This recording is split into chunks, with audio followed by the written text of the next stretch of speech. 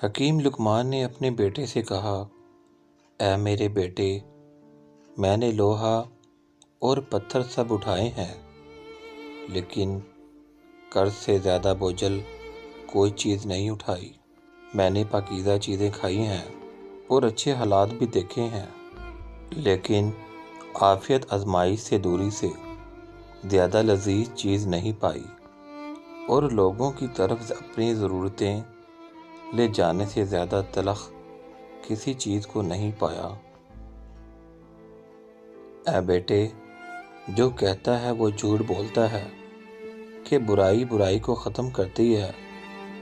اگر وہ اپنے اس قول میں سچا ہے تو وہ 2 مقامات پر آگ جلا کر دیکھے کہ آیا ایک جگہ سے دوسری جگہ کی آگ کو بجھانے میں کس قدر مدد کرتی ہے۔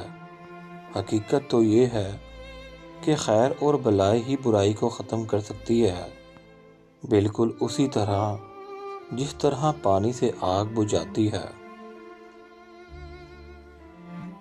اے بیٹے، اگر کسی کو دوست بنانا چاہتا ہے تو دوست بنانے سے قبل اسے غصہ دلا، اور اگر وہ غصے میں اعتدال کا رویہ اختیار کرے تو پھر اسے دوست بنا، ورنہ دوستی سے گریز کر۔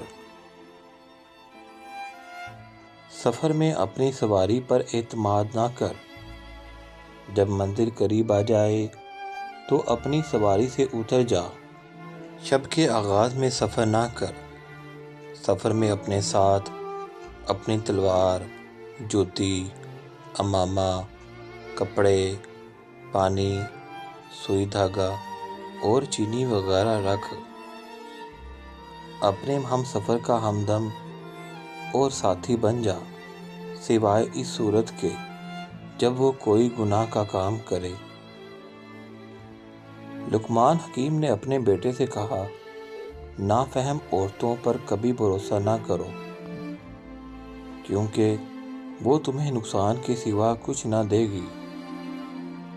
حضرت لقمان حکیم نے اپنے بیٹے سے فرمایا، حسد کی 3 علامتیں ہیں۔ 1، پیٹھ پیچھے لوگوں کی غیبت کرتا ہے۔ 2، ان کے سامنے چاپلوسی کرتا ہے۔ 3، دوسروں کی مصیبت پر خوش ہوتا ہے۔